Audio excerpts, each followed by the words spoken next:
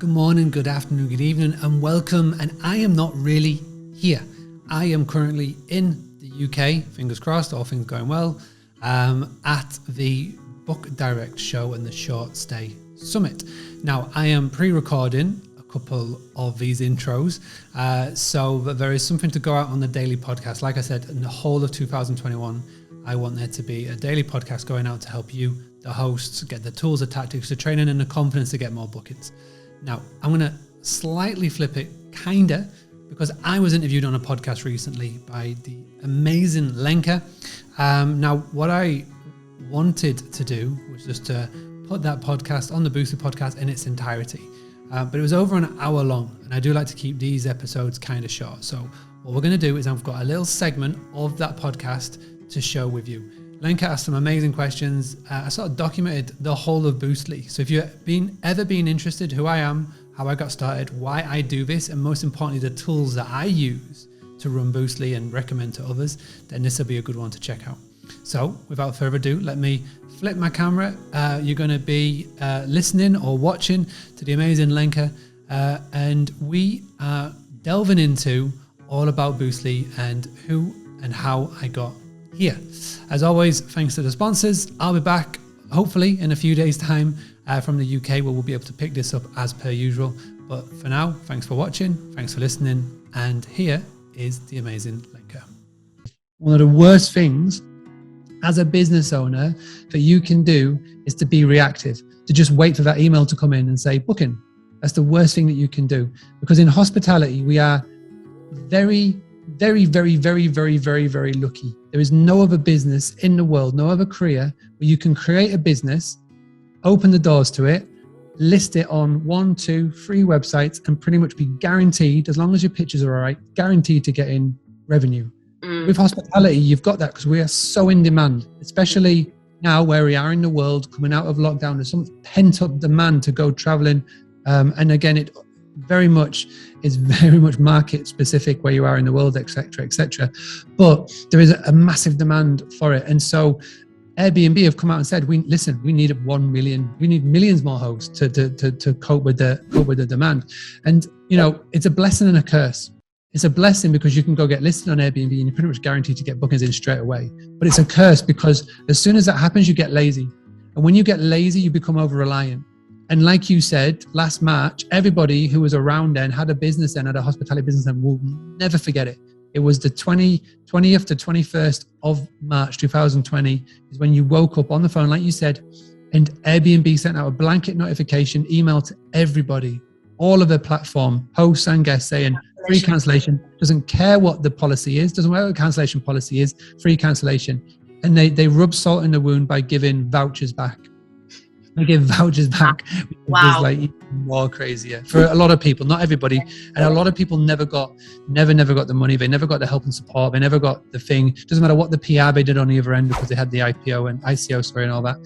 So it's a blessing and a curse. And there's no coincidence in the fact that April 2020 to today, my business growth went up 200% because there were people that were stout Airbnb supporters, especially in America, because Airbnb is an American thing. They were so behind it. They've changed the verb. It's no longer STR, it's Airbnb. I'll get an Airbnb. It's not I'll get a short-term rental, it's I'll get an Airbnb. They were the ones who were like, hang on a second, I'm building a business here. I can't be just relying. I can't build my house on someone else's land. I can't put my eggs in someone else's basket. I got to do something about it. I got to become multi-platform. I got to get this thing called a direct booking website. And I'm very, very, very fortunate that through the last 4 years of building a personal brand, of showing up every single day, coming on podcasts, talking about these things, now talking on stages, is that when somebody went into a Facebook group and goes, who do I go to for a website?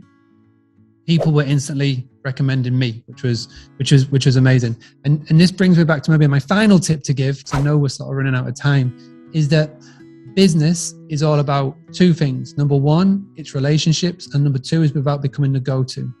So relationships, just like anything. And Matt Hancock and his cronies are all about this. It's not what you know, it's who you know. at the end of the day. You could just be next door neighbor to Mr. Health Secretary and you can get a multi-billion-dollar contract. And it's the same with anything. It's like high school. It's like when you want to get picked on a football team. It's not how good you are. It's if you know the captain. And that's literally it's with business. It's not what you know, it's who you know. So it's relationships. And it's about when you first starting, joining that local BNI group, going on a Friday, going down for breakfast, meeting other business owners in the area, telling them about you and your business and what you're doing, because you never know. These are the people. The business world is very ancestral. Everybody knows everybody. All it takes is for you to stand up and go, hey, I've got a couple of really, really high-class luxury apartments and houses that are made for contractors or people, business owners coming in from out of town that need a place to stay, that don't want to stay in a travel lodge with crappy Wi-Fi, we actually work out really cost-effective. And if I'm fully booked, I've got a wealth of other people in my network that I can recommend you to as well. Just doing that for like 3 or 4 months, building those networks, because you never know. They may not be the person that's going to be your customer, but they'll definitely know somebody who's coming into town and they'll go, John, I'm coming to Torbay. Where do you recommend? Get to Links. Go check her out. Amazing properties, really well known. I've met her at the local BNI. Go check her out. And then again, that's the relationship building. And about becoming the go-to is even more simpler. You've got to become your local brand ambassador. So what do I mean by that? With the granary, what I did is I created a loyalty scheme. Not a loyalty scheme for the granary, but I went to my favorite coffee shops. I went to my favorite days out. I went to my favorite bars and restaurants and pubs in the local area that I knew that my guests would like. And I went to them and I introduced them. I said, hey, so I've been coming here for ages.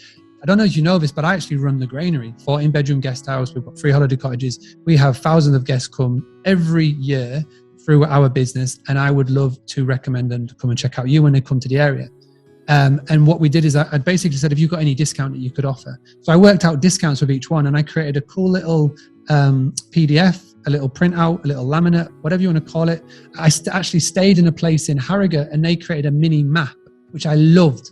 And I wish I stole the idea, but I didn't. I just loved it and sort of moved on. But again, you can create a little mini map of, for example, Torbay, and just pinpoint on it. You can get a printer to do it for you at your favorite places to go. You can leave it on the kitchen table. You can get a cleaner to put it down, and you can do, this place has 10% discount, 20% discount. You get a free starter, X, Y, and Z. Because a guest, when they're coming to your area for the first time, doesn't matter if it's leisure or workcation or staycation or whatever it may be, they would love to have the insight of a local person, because they don't want to be wasting their time trying to find on Google or TripAdvisor a place to eat or a takeaway or whatnot. They just want to go here. It's amazing. Having a blast. Gonna get it on the Bruce Lee podcast. Bruce Lee like Bruce Lee, cause it's so hard and the T is loose leaf.